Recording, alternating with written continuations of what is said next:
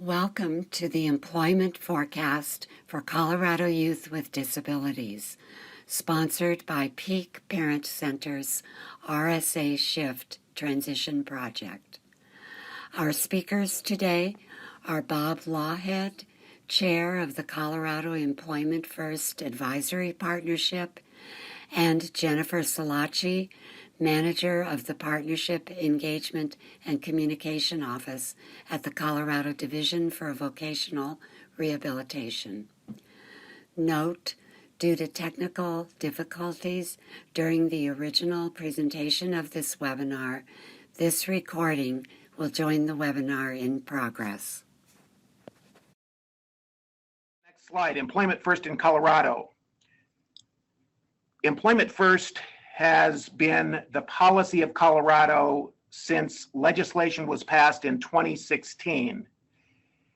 And it basically, as you can see, the premise is basically that all people are capable of full participation in employment and community life.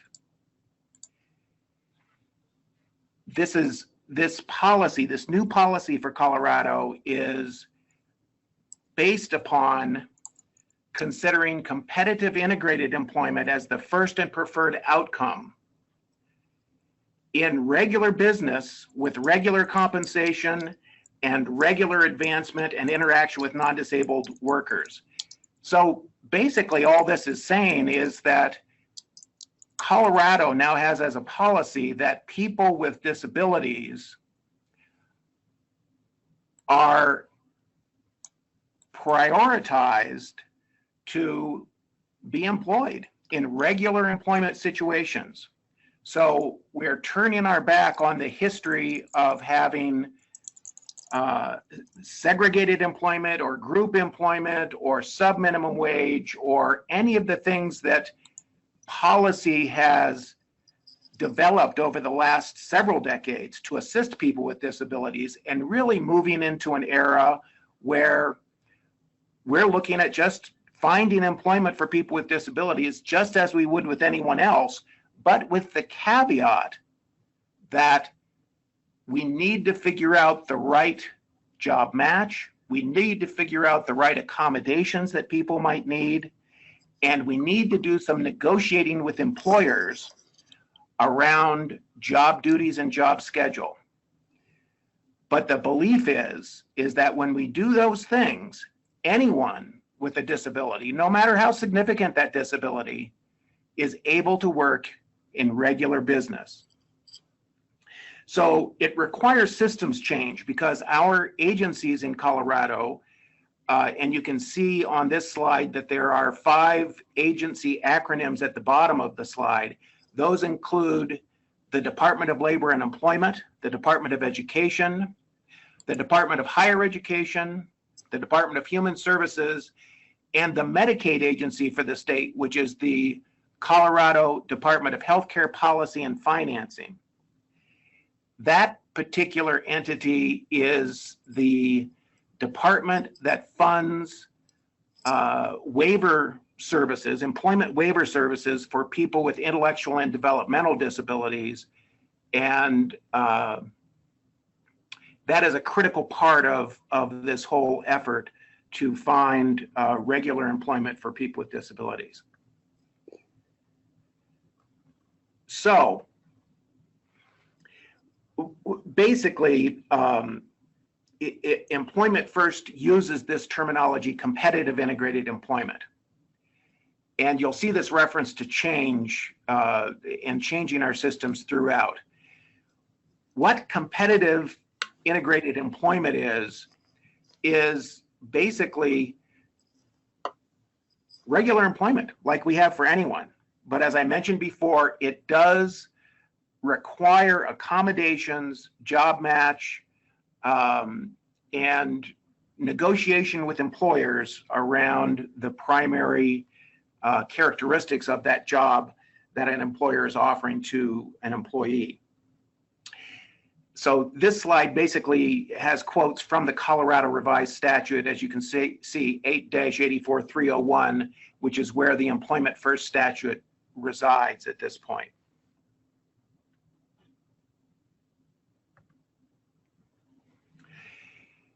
The interesting thing is that, particularly for youth, this is where the rubber meets the road, in that as we have youth transitioning out of high school or some level of higher ed, we really want to develop certain presumptions on the part of the educational system.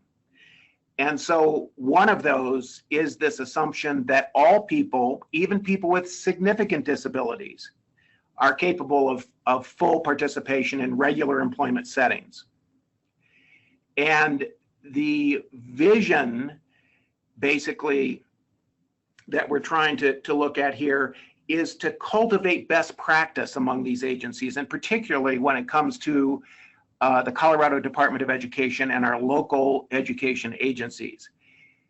What we've found from other states doing this work is that it's really got to start as people with disabilities enter the educational system, and that we start to understand that we must have high expectations for people, and we must assume that we've developed these rehabilitation techniques that I mentioned earlier around accommodation and around negotiation with employers that will allow all people who experience disability to be able to have regular employment opportunity within the state of Colorado. At the bottom of this slide, you'll see EFAP. It's an acronym for the Employment First Advisory Partnership. And that particular group is a group of stakeholders that have worked over the last 2 years to come together and to develop a strategic plan in order to have this significant change in our system, in our state system, move forward. And I'm delighted to say that we've been successful in laying some of the initial groundwork for that. So why is this important? Why is this focus on employment happening at this point in time? And why has it become a priority for the state of Colorado? Well, it's because employment is so important to the culture of the United States and here in Colorado. Basically, it's the primary source for building social connections oftentimes in our society. There have been numerous studies at this point that employment is a social determinant of health, and that social connectedness correlates to happiness, long life, and mental and physical health. Mental and physical health. And so we have increasingly understood that it's not just a matter of something that's nice that we want to see as an outcome for people, but it really is critically important to how we function as human beings in society. And this is exhibited to some extent by the fact that we define ourselves by our employment. When we meet somebody for the first time, what's that first question that typically is asked of the person we're talking to when they're trying to get to know us? Well, typically it's, what do you do for employment? Or what do you do? Or, what's your job? This provides insight into what your priorities are in life, what your activities are for at least a third of the time that you spend every day. And so it's critically important for our culture that people have the opportunity to engage in employment. Now, oftentimes people tell me, well, gosh, that's nice to say, and to say that all people with disabilities can work, but that sounds pretty challenging. And I'm going to get to what some of the techniques are that we're using at this point in time to get there. But basically, we're asking educators and service providers to start to better understand that all students have employment potential when the right accommodations and negotiation are applied. This is so important because again, research has shown that employment and employment preparation within school for youth has a direct relationship to what happens in the future for students with disabilities. And so the whole idea of having some kind of paid employment prior to school exit predicts whether you will have employment in the future. And so we are increasingly expecting transition staff within the schools and supported employment providers, adult service agencies who provide employment services as students leave school, to have the competence to be able to provide customized employment and systematic instruction. So getting down to brass tacks, how do we actually accomplish this? So one way is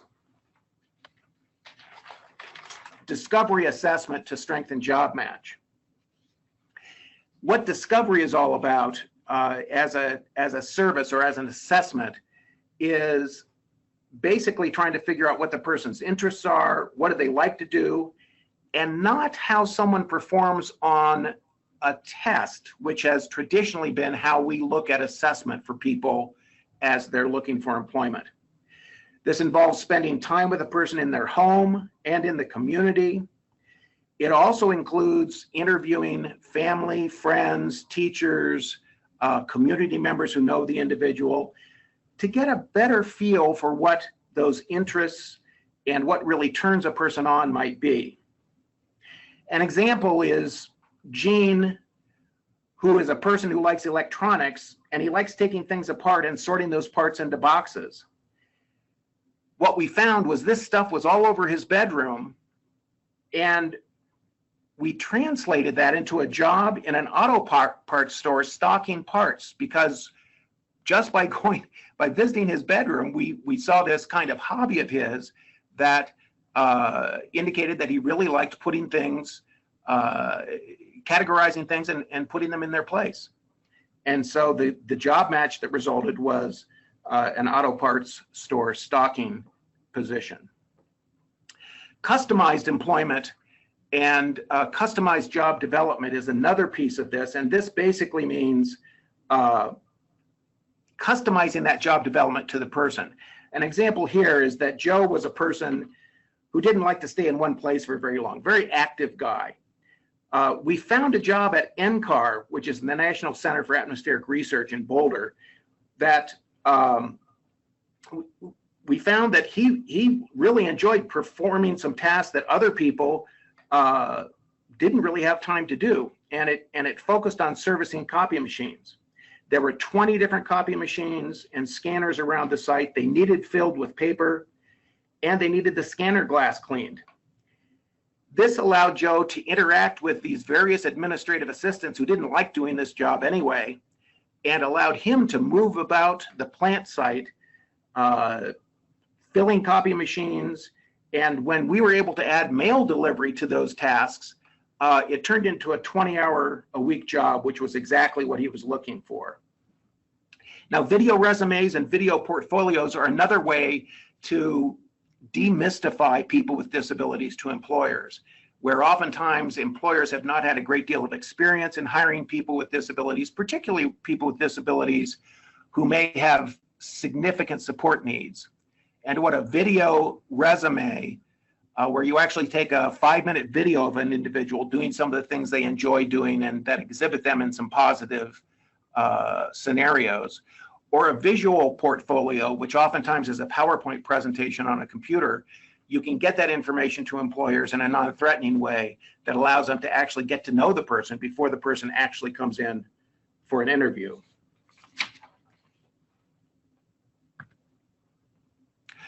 Similarly, customized employment negotiation with employers regarding the conditions of employment is a way to get people in and starting to work in real jobs.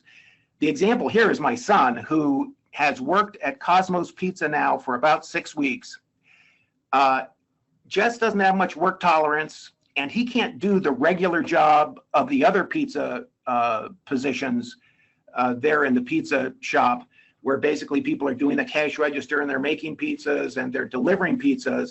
But what my son is really good at is making boxes. And so he has been in Cosmos Pizza for many years. He just loves the place to death because it's got rock music and all the guys behind the counter are all joking with each other. Well, he's now a part of that community. And he only works 1 hour a day for 2 days a week at this point, but we're hoping that'll build up to maybe 3 hours a day, maybe 5 days a week to get up to about 15 hours per week total. But he's going to build up to that gradually. And the employer negotiated that with his job coach to allow him just some specific duties that he could do. He's never going to run a cash register, but boy, does he put out those boxes at a fast rate. And these specialized hours that he can build into a part-time job that makes more sense for him over the long term. There are other examples like resource sharing arrangements with an employer. There was an employee in a rural area that really liked cars and just wanted to stay in the garage all the time. There was a local automobile garage there and he just liked watching the guys work on the cars, but he didn't have the capacity to learn those duties. But what they found in talking to the employer was the employer really needed an automated parts washer because they did a lot of pulling engines apart and rebuilding them, and they, a lot of parts that just needed washed all the time.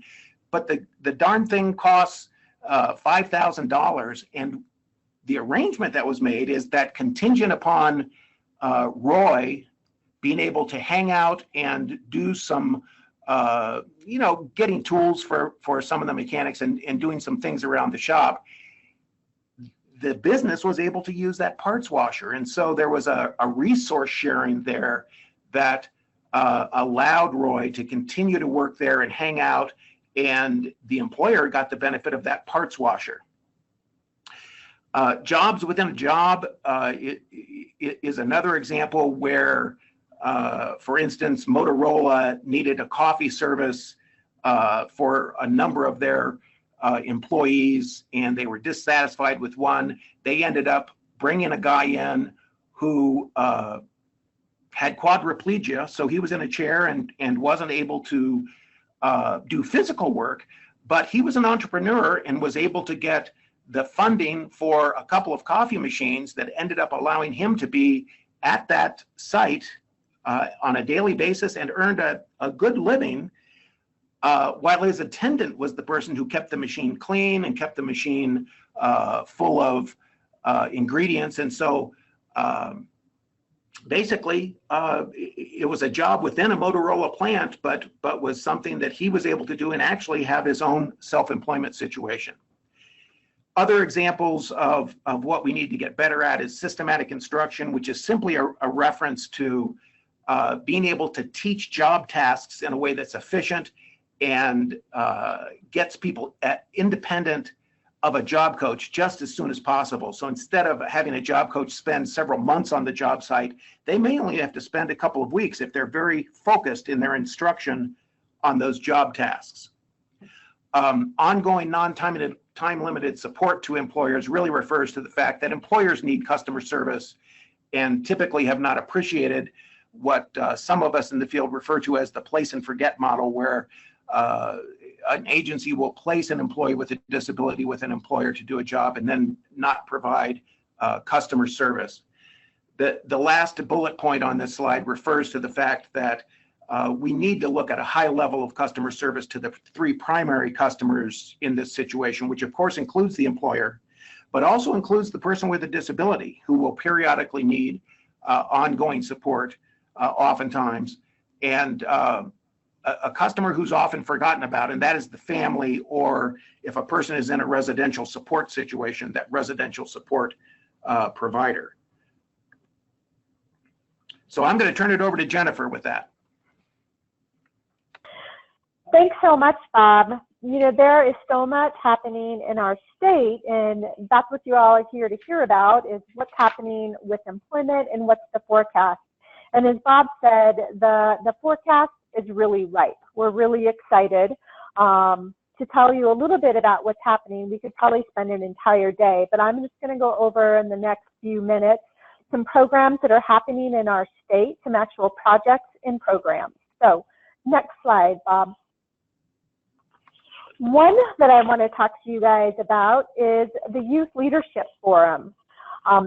We just had our second Youth Leadership Forum. There are several of these around the country, and ours is sponsored by the Colorado Statewide Independent Living Council, the DD Planning Council, and the Office of Independent Living Services within the Division of Vocational Rehabilitation. And the goal of the Youth Leadership Forum is to enhance leadership, self-advocacy, and independence for our youth with disabilities.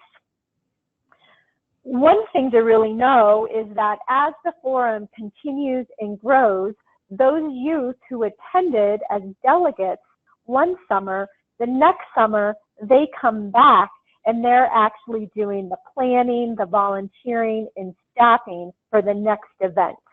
The event takes place at a college campus. You spend 5 days there. And again, this event is led by youth and adults that have disabilities. What I think is also really great about the Youth Leadership Forum is that there's one-to-one mentoring that takes place for a year after the forum. Bob, next slide, please. Some of the principles of the Youth Leadership Forum, in order to actually be called a Youth Leadership Forum, the curriculum needs to contain those 5 points that you see on the slide: principles of leadership, experience of disability, technology and resources to reach my goals, living on my own and reaching my career goals, and leading in my community. So there's a really large focus, again, on that leadership and independence and self-advocacy. This past year, our curriculum included an advocacy panel so that the youth could learn how to advocate for themselves, a career panel made up of young adults in differing stages of their own careers, a tour of the state capitol, a tour of an independent living center.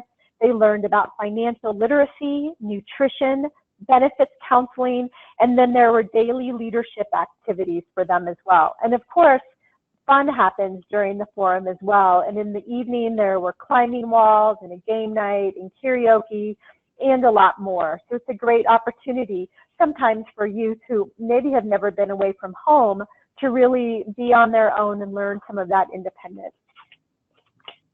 So now we've talked about the Youth Leadership Forum that takes place each summer. We're going to talk about some ongoing programs that are out there in the state for you all to know about. The Division of Vocational Rehabilitation and some of our partners like workforce centers have some programs specifically geared for our youth with disabilities to find employment.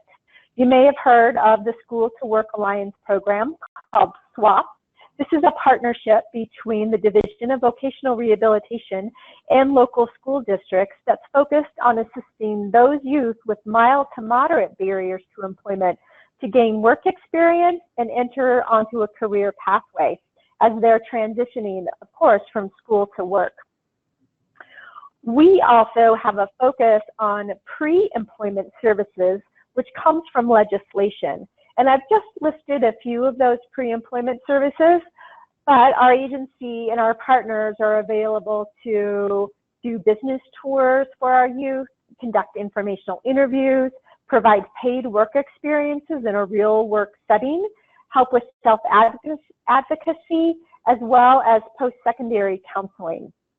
We also work with Project Search, and we have about 4 sites around mainly the Denver metro area with Project Search. And what that is that we work collaboratively with a business where youth are placed and do actual work, with a school because there's a curriculum that goes along with it as they learn work skills, a provider who can provide job coaching, and then again with Division of Vocational Rehabilitation to provide some support for those real work experiences.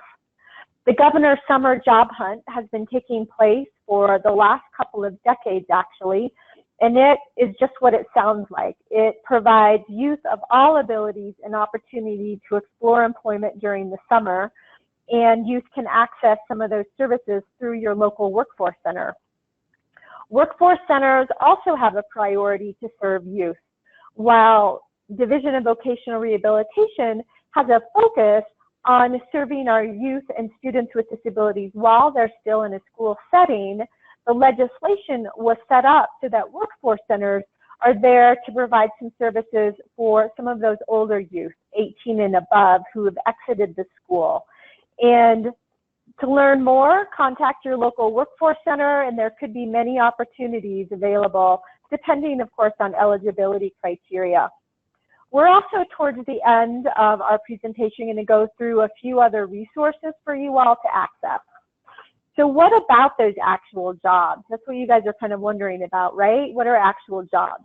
We're going to talk about some of the top jobs in Colorado, but first I want to share with you some information about career pathways.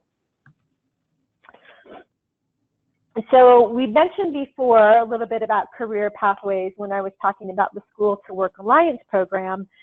It's really important for everyone to know that career pathways are an opportunity for our youth to learn about an industry that utilizes their competencies and then builds an advancement path.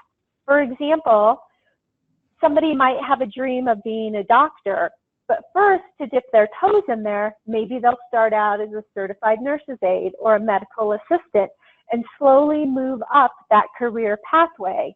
And maybe, and I've seen this happen, they realize that being a nurse instead fits all of their abilities and their interests and why they wanted to go into the medical industry. And they can even expand within that own pathway of being a nurse. So there's lots of different opportunities when we think along a career pathway and what success might be.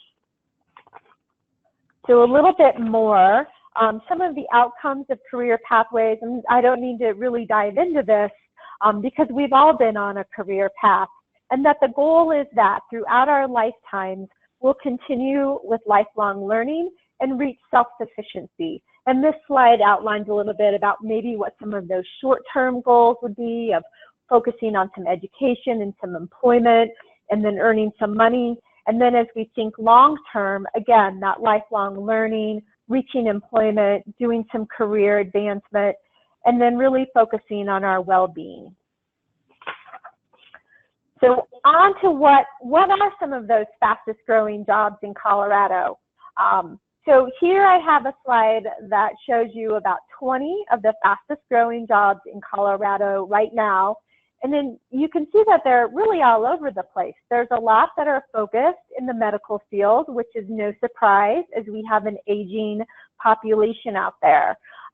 And I think this demonstrates what a career pathway could be. Somebody starting as a personal care assistant, moving on up maybe into being a physical therapy assistant. And if they still like that, moving on to a physical therapist. There's also a variety of other jobs on here which are pretty hot right now. I thought it was pretty interesting that interpreter is number one out there. And there's also a crossing guard on here. So there's a wide variety of opportunities that are the hot jobs right now that are most in need. And many, again, have those links to career pathways. And it's also crucial to remember that we have high expectations for our youth and all people with disabilities, that they can be successful as a surgical technician or an informational security analyst, and there's opportunities out there for them should that be their goal. So I wanted, as a little information as well, about competency-based hiring. I've been in the disability field for quite some time now, and this makes me really excited for our folks with disabilities, because a competency-based approach is important because skills are the best predictor of successful hiring outcomes, and competency-based models expand access to education opportunities beyond high school. You all should know that as a state, our workforce development system is pursuing outcomes that, when achieved, will ensure that these competency-based models are ingrained throughout our talent development network. The Colorado Department of Labor and Employment is partnering with Skillful, which is a Marco initiative, to help educate employers on this model. So for example, rather than a job description that first focuses on requiring a degree before going any further. They're focusing on developing job descriptions that talk about what are the actual skills necessary to perform that job. Maybe it's problem solving and critical thinking, an ability to work on a team, and the ability to utilize a specific computer program, rather than you must have a college diploma and a driver's license, which is what we often see. So I think that provides more access for our youth to really showcase their skills and abilities. Another thing to talk to you guys about is what's called the Talent Pipeline Report. And the Talent Pipeline Report, I'll have a link at the end in the resources, but this is published every year by the Colorado Workforce Development Council, and it outlines the top jobs, the trends, and the makeup of Colorado's workforce supply side, and different strategies that are available to reach some of these jobs. And so it's a fantastic tool for you as parents to be aware of as you and your youth are discussing any employment opportunities that are out there.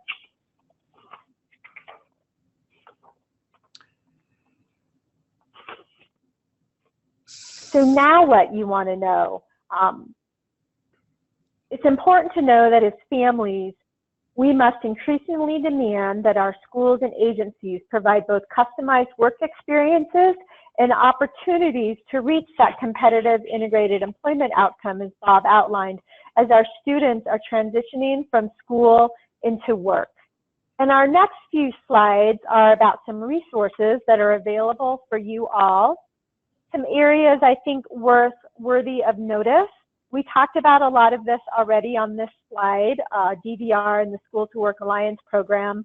There's also our community center boards that are out there, our mental health centers, our workforce centers that all have access to employment through their different programs.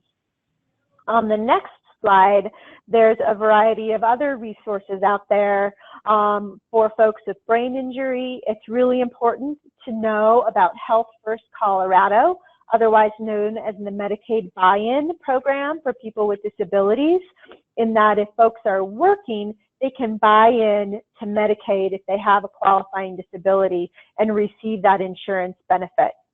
Bob already touched a little bit on Employment First, and Colorado's just kicking off an actual Office of Employment First, and we have a link there. My Colorado Journey is information on career pathways, and there's actually short videos about a variety of different industries and jobs within those industries that provide an actual visual. The Job Accommodation Network, if you guys don't know about that, is an amazing site that provides resources of accommodations based on A to Z different types of disabilities and how those can work in an employment outcome, in a school outcome, anything like that. So it's an amazing resource. And of course, there's the Rocky Mountain ADA Center that's based out of Colorado Springs that can provide a lot of resources as well. And if I may, I just want to encourage people listening in today to really take to heart what Jennifer said about the fact that if we as people with disabilities and as family members and allies of people with disabilities don't demand action when it comes to getting employment in the state, it's just not going to happen.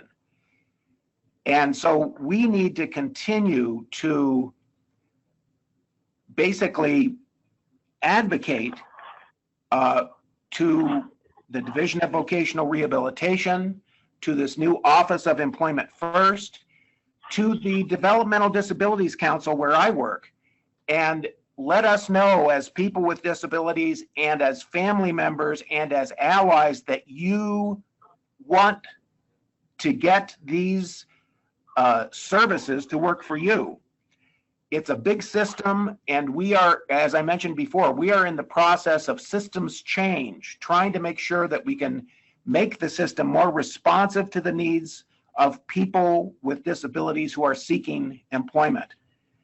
And that's not going to happen without the grassroots members of Colorado's communities coming forward and saying that they want employment and they want it now, and they want to know what they can do to facilitate that process. I can't go to the legislature and ask for new changes to policy unless I have people with disabilities, family members, allies who are asking for more responsiveness from our systems and more actual employment outcomes coming from our various state efforts to assist people with disabilities to find employment. So we've got some references here from some of the things that we've talked about today. You can look at that at your leisure. And we'd like to open it up for questions. Bob and Jennifer, before we get that started, I just want to remind everyone that there is a document in the handout section on your control panel where you can download the slides and containing the links that Jennifer and Bob have shared with you today. So if you need any help doing that, certainly put a note in the chat box and I can help you do that. But let's go ahead and turn it over to questions, and you can type in your questions in the question box. And I don't have any questions right now, but please go ahead and do that.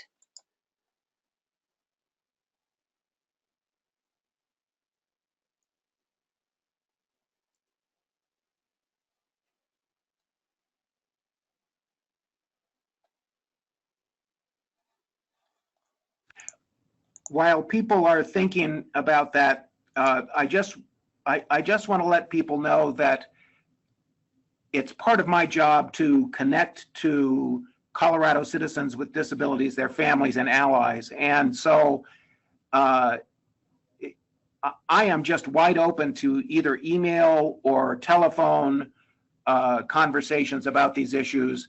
I serve presently as co-chair for the Employment First Advisory Partnership, which is charged through statute with making recommendations on how we can change these systems, and making those recommendations not only to state departments, but also to the legislature. So it's part of my job to listen to people, to hear what challenges you are having, and to better understand where some of those barriers are, so that we, as the Employment First Advisory Partnership, can develop recommendations to make improvements in our system here in Colorado, and in really providing the support that people need to find meaningful, well-paying employment. Thanks, Bob. And we do have a question now. Do you provide resources to culturally and linguistically diverse youth?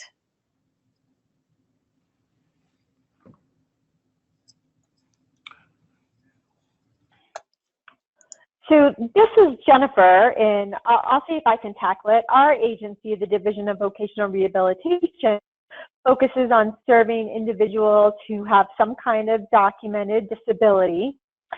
And if there were also that individual was culturally diverse or linguistically diverse, needed a translator, we would make sure that we were providing the necessary services for that individual. And this is Bob. We, within the legislation that guides us, and this is actually federal legislation that guides my agency, we are required to support people who are culturally and linguistically diverse. So we're able to provide translation services for documents to make them more accessible. As you might imagine, we don't have an unlimited budget, but certainly if people need that kind of access, assistance to some of these documents related to employment and changing the system, we can certainly get those documents translated and more accessible for people who are linguistically diverse. Also, if people are culturally diverse and feeling that some of these efforts are not accessible to them, we would like to hear that and would do our best to try to ameliorate those problems as well. Thanks, Bob. Another question. It's difficult to figure out what organization does what regarding employment for young adults with disabilities. Transition program, RAMP, SWAP, and all those you mentioned. Any suggestions?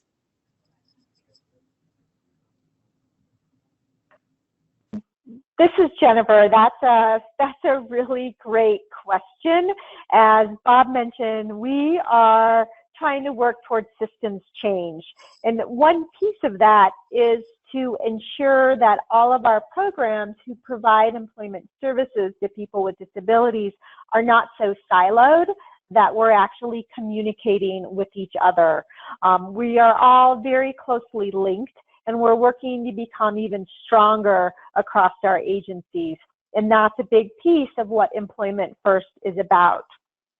One thing that the Colorado Office of Employment First will have is a website, and we hope that that will be a central location to help bring a lot of the agencies together with a common message. Our agency, the Division of Vocational Rehabilitation, has a new director, and one of her big dream goals is that within the next 10 years that we can lower the prosperity gap between people with disabilities and those without. And part of her vision is that we all need to work together in order to accomplish that it can't be just one agency standing alone. So again, I recognize the difficulties of trying to navigate between which system works with another and who is SWAP and who. And my answer to you is that we are beginning to cooperate much more strongly and work more closely together with the goal of almost that there's no wrong door. Wherever you enter, we hope to be able to provide referrals and access to a variety of services. So I hope that answers your question. And this is Bob. My son is 23 years old, so I've just gone through this. From a family perspective, we found that working closely with the school district and the transition program there, or for some students that would be SWAP, is really important. But the Division of Vocational Rehabilitation is the point person on all this, and certainly contacting the Division of Vocational Rehabilitation, going online to see where your office is, and getting an appointment with your counselor is never a wrong choice. They're the experts, they know the system, and they can refer you to those other areas that you may need to be successful. Thank you. A couple more questions here, and we're going to do our best to get to them. What does the job forecast look like for someone that is on the low functioning end of the spectrum and in need of constant supervision? Are there any opportunities available for them? Let me take that one. This is Bob. We have a pilot project going on right now called the Customized Employment Pilot, and it's run through the Division of Vocational Rehabilitation. Its focus is on finding real employment for people like my son, who he has Down syndrome. He can't be understood by others, although he sure has a voice, I can tell you that. But it's difficult for people to understand him. He has pretty limited productive capacity. As I mentioned earlier, he's only working 2 hours a week right now, and we're hoping to build that up eventually to 15 hours a week. But he's in that customized employment pilot, and we are expanding that statewide over the next year. So customized employment is the key for people who have a higher level of support need as a result of their disability. And so this is in development. It's not fully implemented yet, but keep that phrase in mind, customized employment. That's going to be the answer to people who have the most, as we call it, the most significant disabilities, people like my son. Thank you, Bob. The last question here, we have just a couple of minutes. What strategies do you use to convince families that employment is possible for their children with disabilities? If I may, Jennifer, I'm going to take that one too. This is one of the central purposes of this new Office of Employment First, is to get information out to families and people with disabilities so that they can understand that with these techniques that I described earlier, like systematic instruction, like customized employment, which is negotiating job duties and negotiating job hours, these are the keys to making this work. The frustrating thing is that we're just developing the competency of staff in the state in that area right now. And so there's going to be a lag time, some lag time here in getting it fully implemented. But as I said before, we don't get this done without a grassroots effort, and the grassroots effort has to come from families who get information about this. So feel free to contact me directly or keep an eye out for the activities of this new Office of Employment First. They will have a strong focus on educating families to better understand the potential that their son or daughter has to work in regular community settings with the right accommodations, job match, and ongoing support. Thank you. And I want to thank Bob and Jennifer both for taking the time to meet with us today. We really appreciate this. And just finally, please know that you can use Peak Parent Center to get connections to information like what Bob and Jennifer have shared with you today for planning, accessing, and navigating transition. I want to thank you both again, Bob and Jennifer. Thanks to everyone for your participation, and please stay in touch. Goodbye, everyone. Goodbye. Thanks, everyone. Thank you.